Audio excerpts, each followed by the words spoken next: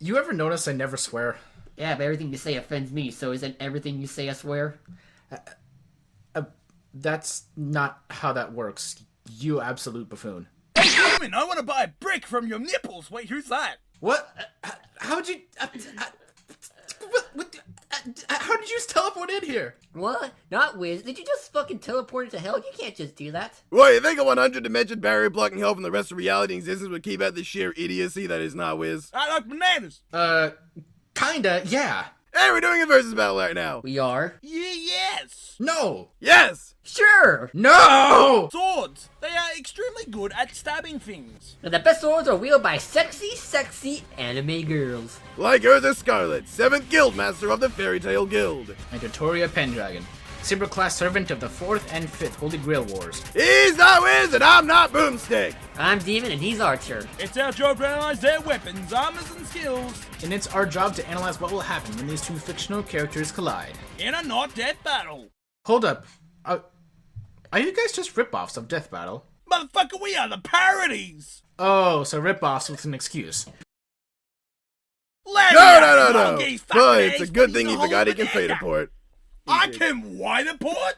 The land of Fjord is one of magic, beasts, and lots of fan service.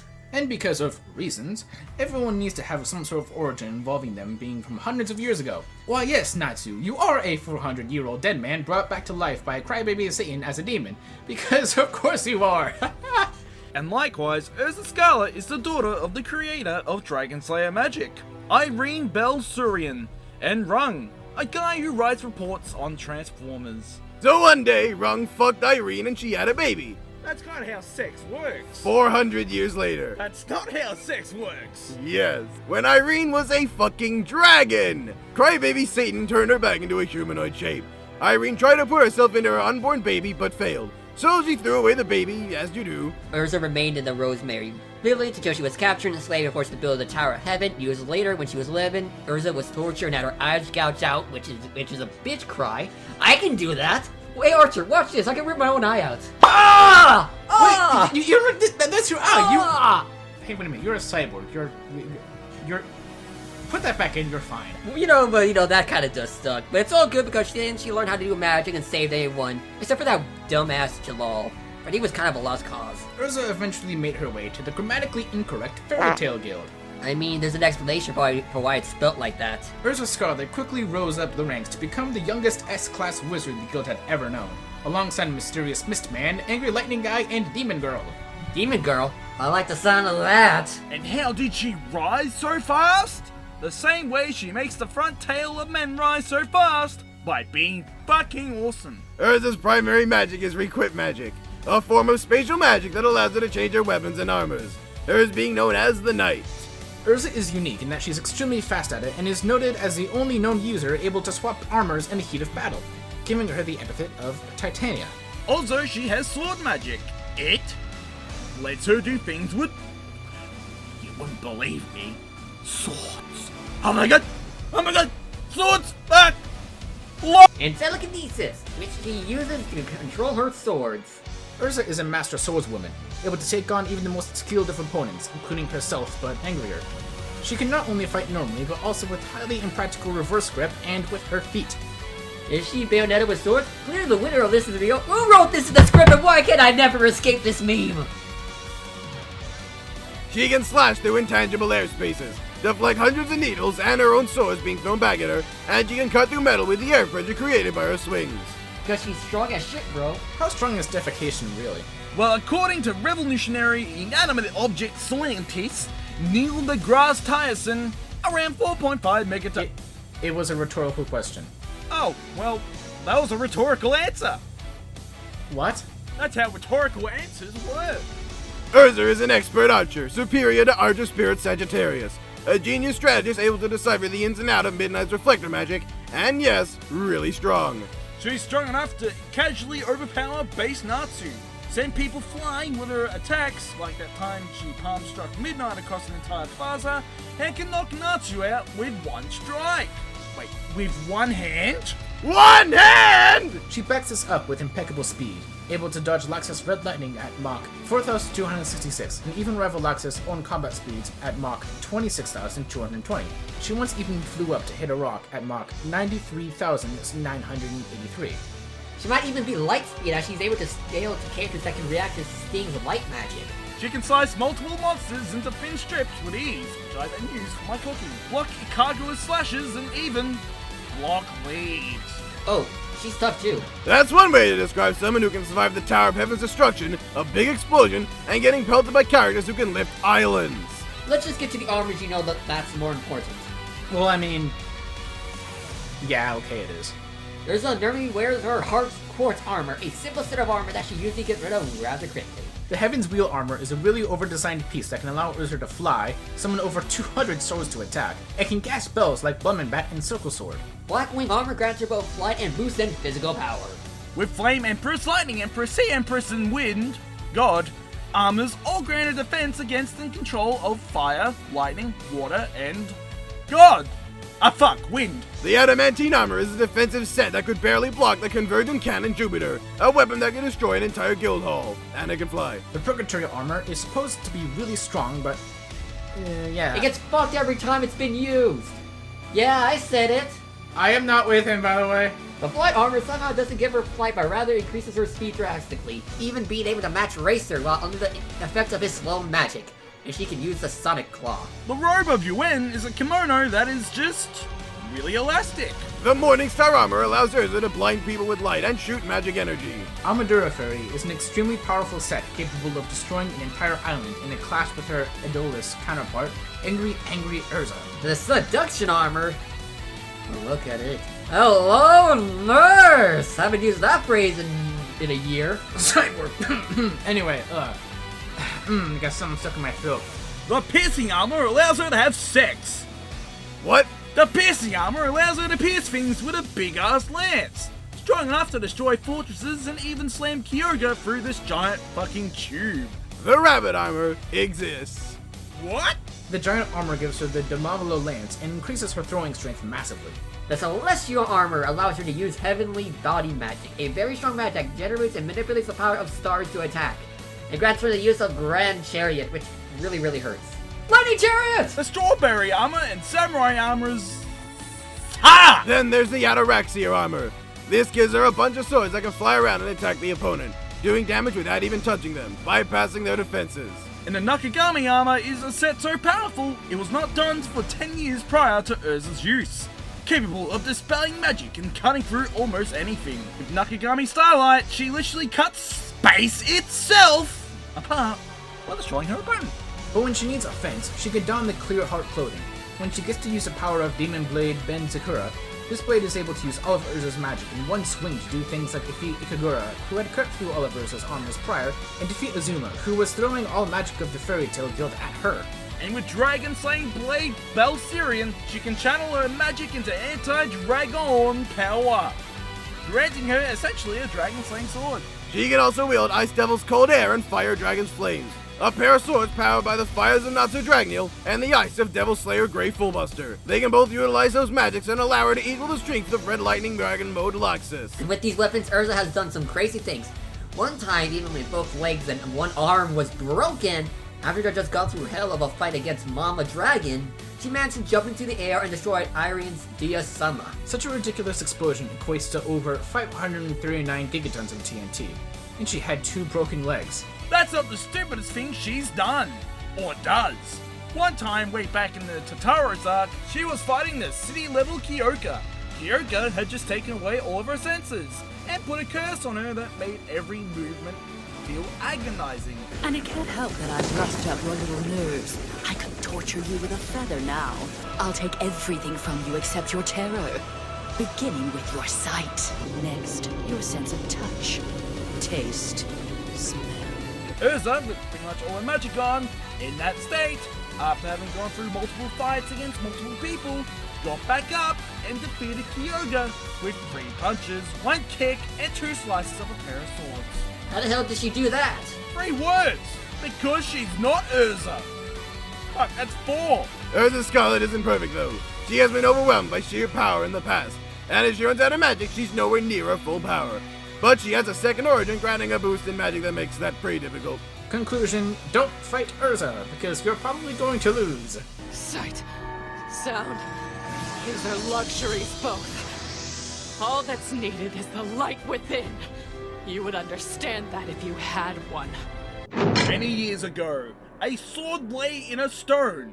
This sword, Caliburn, would grant whomever drew it from the stone the honor of being born right-wise the King of England. And there was one person who drew it, daughter of Uther Pendragon and Igraine, Artoria Pendragon. Left in the care of broken 5-star servant Merlin, he left her in the care of Sir Ector, because do you trust someone who looks like this to take care of a child? She was trained in the arts of battle alongside her brother Sir Kay, and on the day of prophecy she drew the sword. Halting her aging, the sword Caliburn changed her. She was no longer a human, she became a king. A legend. Wait, if she's a king, but she's a girl, shouldn't she be called a queen?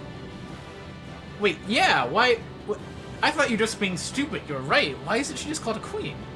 Why did you even mention it? No, I'm gonna be thinking about this for months.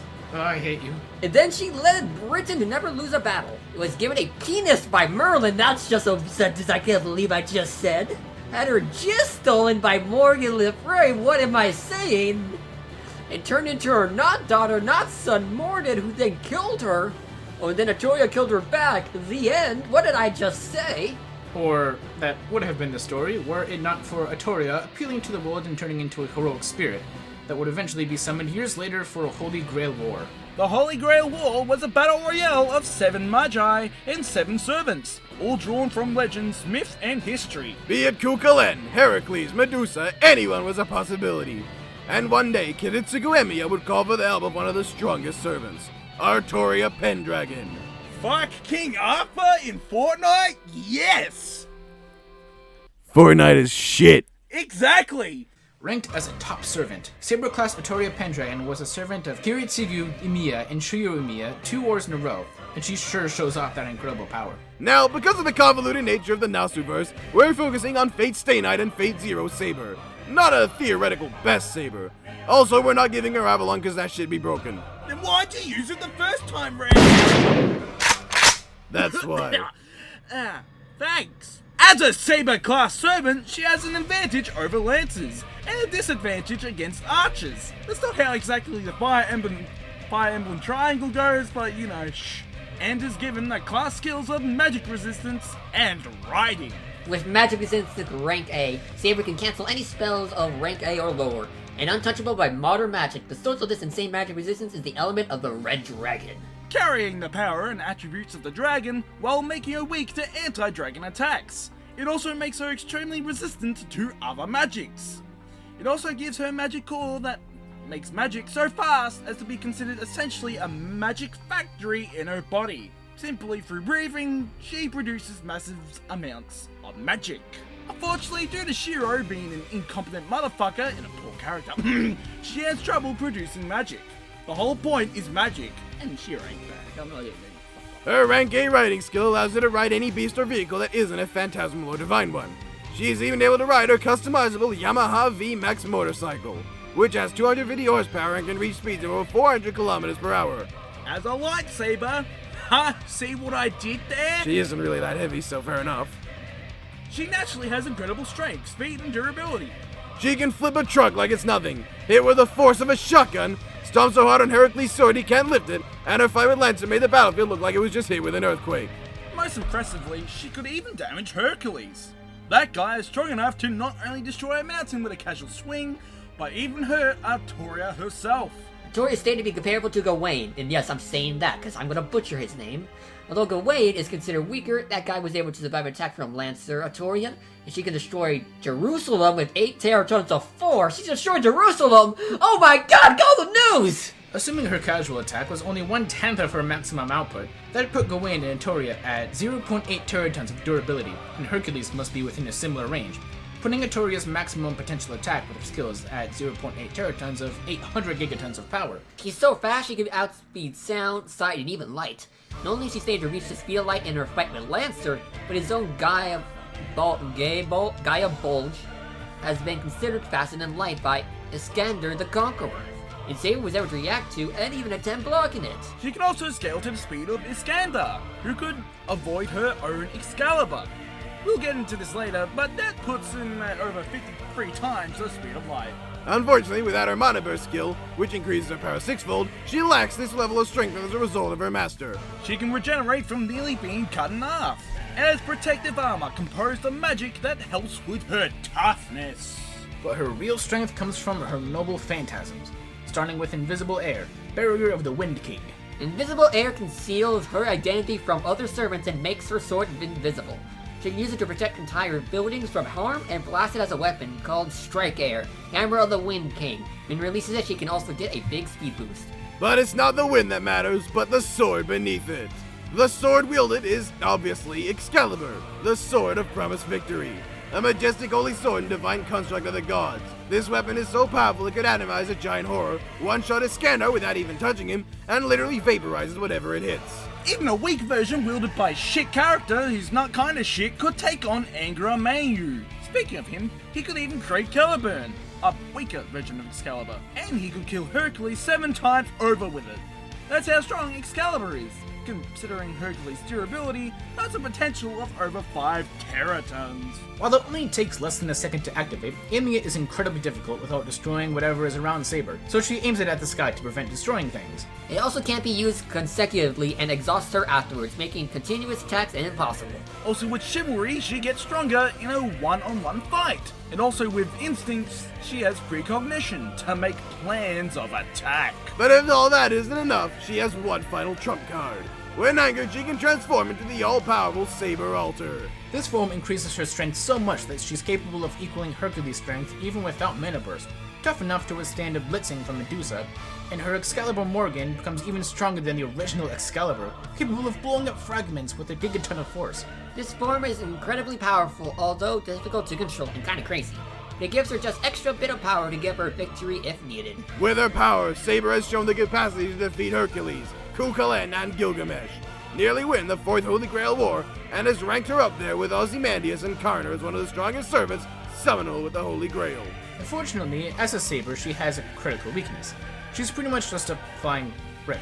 She can hit hard, she can move fast, she can even walk on water. Yes, but she lacks variety in her moveset. Yeah, let's really look at what she can do aside from just being strong, fast, and tough. She can see a little bit into the future, shoot wind, shoot a laser beam, and that's really it. But sometimes, less is more. Don't mess with Saber, because you'll find yourself at the mercy of the world's greatest king, who's a lolly in Fortnite. The Invincible King is about to cry out the true name of the miracle she wields in her hands.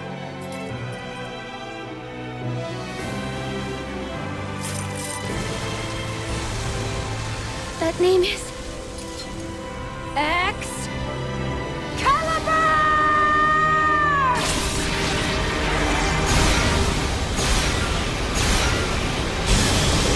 Alright, the weapons are ready and the combatants are set. Let's end this battle royale once and for all. I don't know what to say. It's time for these two fictional characters to collide. In a darkness battle! Fate is just Fortnite! Stop me!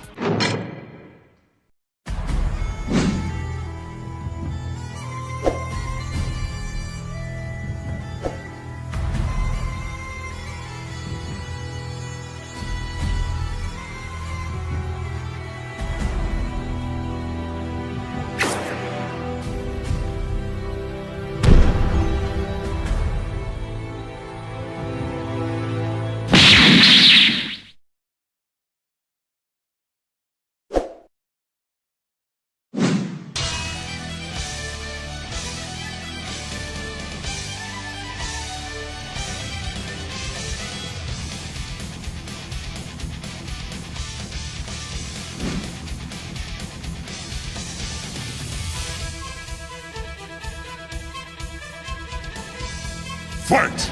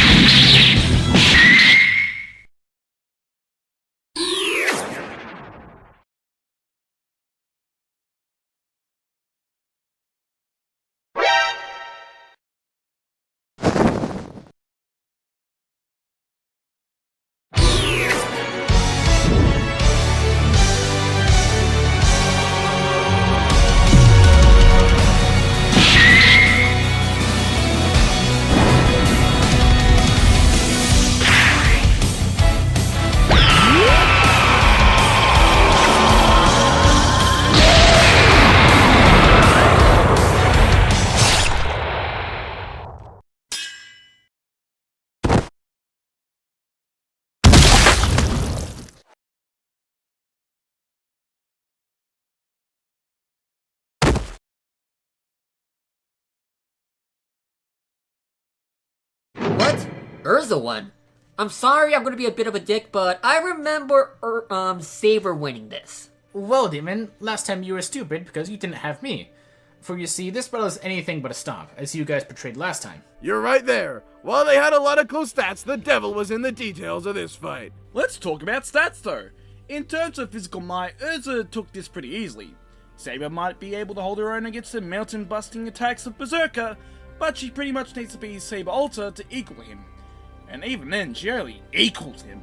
Now, yes, Berserker's physical might is enough to hurt Saber, who should be able to survive 0.8 teratons via Gowan's scaling, and if you want to argue that she's not as tough as Gowan, then that would make literally no sense given the context of the Nasuverse. While this puts Saber Alter's strengths at 0.8 teratons, or roughly within that range, Erza's strength when on the brink of death is 0.8 teratons. Consider that she's likely stronger when fully fit, but also has the equipment that makes her even stronger than that. Even if we assume that the absolute maximum of Erza's power, she's still within the same basic range of power that Saber is in, meaning that while she won't be able to do significant damage immediately, she'd definitely be able to over time. Let's not forget Erza was also in the epicenter of that ridiculous explosion, meaning her durability while in that state is in the same. In terms of speed, both of them have faster light movement in combat, but Saber's is more consistent.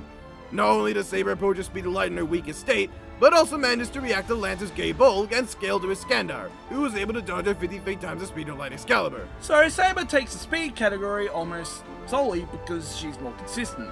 I mean, Erza is only light speed because of the one guy, this guy, who uses light magic. Correct, but with the flight armor, Erza could likely close the gap enough to make the slight overall improvement negligent.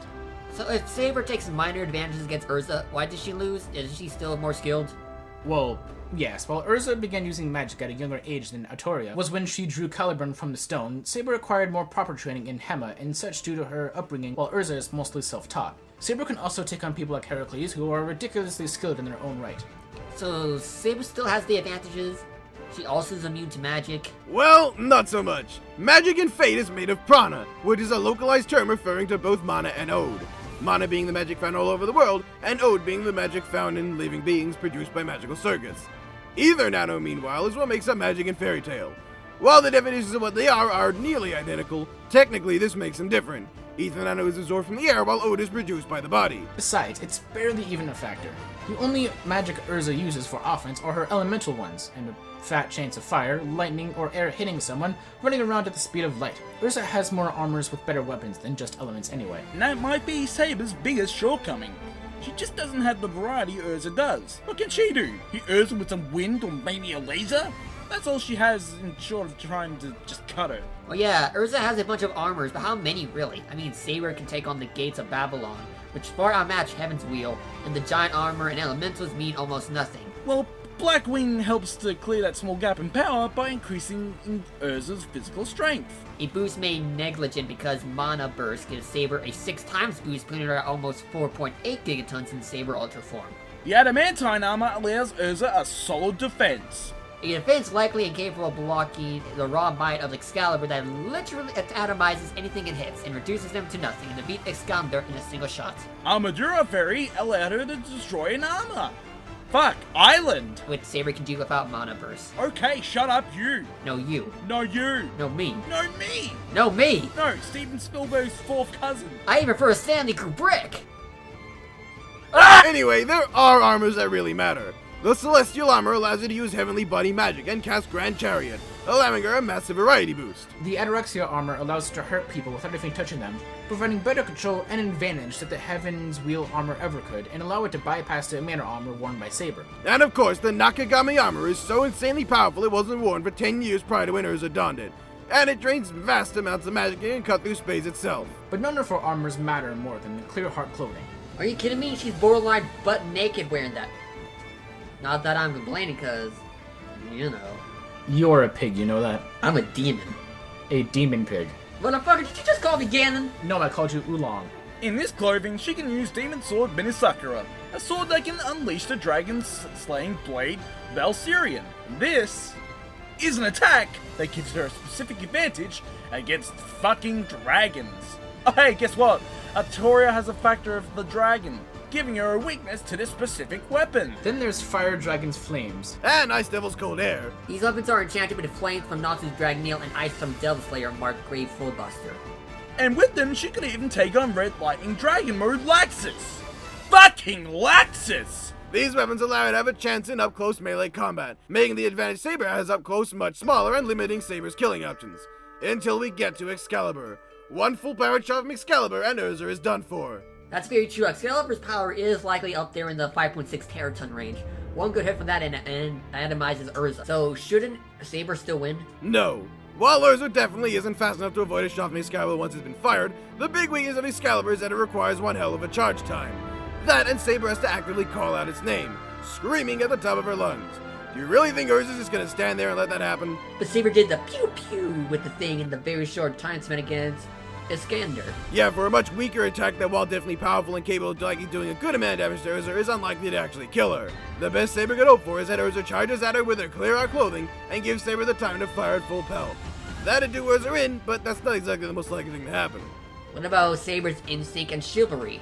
While those are definitely factors, they do little more than prove Saber still holds the advantage up close. It also would allow her to avoid a good portion of Erza's range attacks, but eventually she's going to get hit. Remember when she fought Diarmid? She couldn't tell in advance that his gay Buide could cut through magic, or that Diarmid had gay Diarg at all. It's pretty clear that Saber wouldn't be able to tell what weaponry Erza has. Ezra, yes. But also that she wouldn't be capable of knowing what all of her armors do. But she beats Gilgamesh, and she has a big variety advantage too. Oh, come on, Demon, you know that's a stupid argument. Okay, to dissect it, it was stated by the creators that Gilgamesh was going extremely easy on Saber, and that's why he lost. Gilgamesh at his full power, and if he really wanted to, could easily vaporize Saber. Also, Saber's one advantage is that Gilgamesh isn't a skilled fighter in melee, and she has the advantage up close. While she still has that against Erza, it's nowhere near as big an advantage. Oh. But wait a minute. Saber's a top servant, right? What does that exactly mean? It means that Saber at her theoretical best is really, really strong. Let's bring that up now. Saber's biggest disadvantage here is that she's so overpowered that to balance her better, the writers had to make her muscles all pretty weak, with the exception of Reen. Yeah, now you two numpties sit down and let the big boys explain just how powerful Saber should be at her very best. Okie dokie. I'm not a numpty, I'm just a moron. Hold up. Lancer Artorias was capable of performing that 8-teraton feat, but also killed Vortigern. Vortigern at that point ate the light from Excalibur and its sister sword Excalibur Galantine. Also, Vortigern scales to Fafnir, who overpowered Lord Caldeus, a power that could tank Spartacus' self-destruct, which is described as being akin to an earthquake plus a tsunami. She also scales to Ozymandias and Tesla, who can destroy continents. And being a top servant should at least make her somewhat comparable to Ishtar, who can convert matter into energy with 37.4 million pentatons. Which isn't an outlier, as Arthur Pendragon Saber, who is nearly identical in spirit origin, is forced to use restraints on his Excalibur, because without them, it's designed to fight a planetary foe. She also maintains the same origin as mysterious Heroine X, who can fly at over 1.4 trillion times the speed of light, and wields Excalibur and Excalibur Morgan simultaneously. Not to mention that Excalibur is one of the few weapons capable of damaging Sephar, who at the time was superior to BB, an entity that embodied literally infinite universes and timelines. Excalibur at its strongest is able to damage something that tanked the power of infinite universes hitting it. And if that's not enough, there's Avalon. Avalon is so insane that it pretty much just says nope to getting hurt. It's described as pretty much sending any attack thrown at Saber to a place where it doesn't, even shutting out higher dimensional attacks up to the 6th dimension. Theoretically, even Mr. Spittlelick wouldn't be able to hurt Saber if she's under Avalon's protection. You see why we didn't use Avalon now? That thing is stupidly powerful and has no time limit or mana cost, so Saber could just sit there for months on end as Erza throws everything at her, and eventually both her magic and her second origin will run out. Then Saber can just leave Avalon and hit Erza full pelt with an Excalibur, and it'd still somehow be shorter than the tournament of power. Oh, your patience with me. I am very patient with you, Demon. No, you're not. No, you're not. No, you're not. Oh, so you're saying Saber could have won if she wasn't nerfed so hard for narrative purposes? Meanwhile, Erza doesn't have those restraints because her being overpowered is a part of her character and used to full effect on her home series? Yes. How did we successfully explain anything to them? Probably because I wrote down notes for them to say exactly those things while you were rambling. Oh. The bottom line is, this battle is anything but easy to determine. Their differences in power are so small, especially when taking into account both of them can buff themselves. But the advantages as a whole are far too big for Saber to avoid. And while Saber could have won at her best, she wasn't at her best. I mean, the highest you can rank Erza is like moon level if you want to say she scales exactly to Agnologa. Then Hybel Agnologia to moon level. Heck, I've even seen people say Natsu is high universal. Even if you want to scale Erza to high universal Natsu, she doesn't stand a chance against Artoria at her best. Not to mention there's a version of Artoria that's a ruler class. Looks like Erza was able to really savor this victory. She really enjoyed the fiores of battle here and delivered a true Excalibur into her Artoria's arteries. The winner is Erza Scarlet. Alright guys, so you can't leave hell now, right? Oh yeah? What? Did they just... And they left me here? Don't take me with you! You got a contract! You stay here till season 3. Please! Oh, I'm never getting out of here. I'm renewing your contract for 3rd season! Oh, please.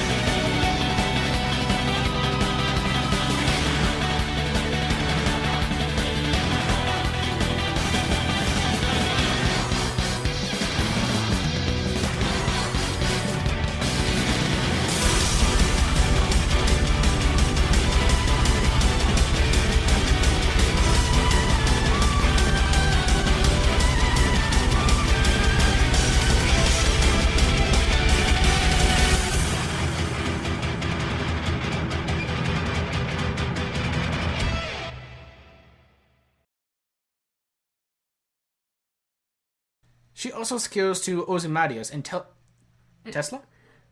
It was the second word that confused you, and not the first one. Look, don't worry about it. She also skills to Ozymandias and She also... Your reactions are priceless. Look, that's just how it be sometimes, okay? If you guys didn't know, I was like raising my hand to smite them from the heavens! Yes. I was about to receive a very metallic backhand. Alright. Excalibur, at its strongest, is able to damage something that tank the power of infinite universes hitting it. Balloon Boy's that strong? Fuck! Yes. Fuck! I am very patient with you, demon. No, you're not. No, you're not. No, you're not. No, you're not. No, Look, you're not. You are very lucky that I do not have the ability to kill you. No, you don't. Yes, you do. Yes, you do. I'm not falling for the same trick you did not 5 minutes ago, okay? Anyway. Poke. Do you maybe want to say your line?